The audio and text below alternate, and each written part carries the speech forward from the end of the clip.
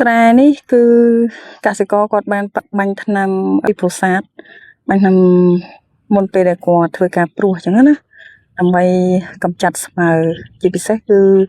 ស្ងាអញ្ចឹងណាដើម្បីឲ្យពិបាកដើរកាត់ចានេះក៏ជាវិធីសាស្ត្រមួយក្នុងការកម្ចាត់ស្ងាឬក៏កម្ចាត់ស្មៅផ្សេងៗឬក៏ប្រភេទពូជស្រូវលាយផ្សេងៗបើសិនជាយើងឧទាហរណ៍ថាយើងទិញពូជសុទ្ធវិញ្ញាបនបត្រយកមកធ្វើហើយក៏ប៉ុន្តែនៅពេលដែលស្រែរបស់យើងមានប្រភេទស្មៅលាយច្រើនឬក៏ស្រូវផ្សេងលាយអញ្ចឹងធ្វើឲ្យពូជស្រូវដែលយើងទិញមកសុទ្ធហ្នឹងយើងធ្វើទៅក៏វាអត់បានល្អដែរចានេះក៏ជាវិធីសាស្ត្រមួយដែលកម្ចាត់ពូជលាយឬក៏ស្មៅផ្សេងដើម្បីឲ្យស្រូវចំណីរបស់យើងផលិតមកបានល្អដែរមែនតើទៅវាជាវិធីសាស្ត្រគីមីតែវាមានអត្ថប្រយោជន៍ហើយក៏វាមានផលប៉ះពាល់ដូចគ្នាដែរព្រោះយើងដឹងហើយថាថ្នាំស្មៅពេលបាញ់ទៅវាបន្សល់កាកសំណល់នៅលើដីខ្លះដែរអញ្ចឹងណាតែក៏យើងប្រៀបធៀបថាតើយើងធ្វើបែបហ្នឹងរយៈពេលប្រហែលដងក្នុងមួយឆ្នាំឬក៏បាញ់វាប្រហែលឆ្នាំយើងបាញ់ម្ដងអញ្ចឹងណាកុំឲ្យប៉ះពាល់ដល់ដីរបស់យើងអញ្ចឹងបាញ់ទៅឃើញថាងាប់បានល្អច្រើនហើយបន្ទាប់ពីបាញ់ហើយវាងាប់ហើយគឺទៅគាត់ចាប់ផ្ដើមភ្ជួរដីនឹងសាថ្មីវាយគប់វាយអីចាប់ផ្ដើមព្រួសអញ្ចឹងណាអានេះគឺងាយស្រួលដើម្បីកុំឲ្យយើងដើរកាត់ពូជនៅអញ្ចឹងនៅពេលដែលយើងទិញពូជសុទ្ធវិញ្ញាបនបត្រយកមកធ្វើយើងអាចធ្វើបានរយៈពេល3ឆ្នាំឬក៏3ដងឬក៏3កាដៀវហើយកសិករហៅថា3កាដៀវអញ្ចឹងពូជយើងនៅតែសុទ្ធល្អ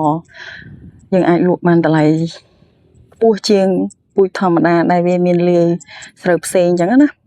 អញ្ចឹងកន្លងមកជាបទពិសោធន៍កសិករនៅពេលដែលគាត់ប្រើប្រាស់ពូជសុទ្ធគឺតម្លៃស្រូវរបស់គាត់អត់ដែលលក់បានទាបជាងគេគឺតម្លៃដឹងតែល្អហើយឈ្មួញក៏គេចង់ទិញពូជរបស់យើងស្រូវរបស់យើងដែរព្រោះអីវាអត់ពិបាកដឹងស្រូវយើងគឺពូជសុទ្ធល្អរោងម៉ាស៊ីនគឺគេឃើញស្រូវយើងហើយគឺអត់មានតវ៉ាអីច្រើនទេគឺដឹងតែលើកឡើងហើយឲ្យតម្លៃយើងដែលខ្ពស់ជាងគេមកសម្រាប់បងប្អូនដែលកាលពីឆ្នាំមុនលក់ស្រូវអត់សូវបានតម្លៃខ្ពស់អញ្ចឹងយើងអាចមើលពីគុណភាពស្រូវរបស់យើងប្រៀបធៀបជាមួយនឹងគុណភាពស្រូវរបស់បងប្អូនដែលគាត់លក់បានតម្លៃខ្ពស់គាត់ប្រើប្រាស់ពូជសុទ្ធគាត់កម្ចាត់ស្មៅបានល្អឬក៏ពូជលាយបានល្អអញ្ចឹងទៅគឺតម្លៃស្រូវរបស់គាត់គឺប្រកាសជាលក់បានតម្លៃខ្ពស់ជាងតម្លៃស្រូវធម្មតាឬក៏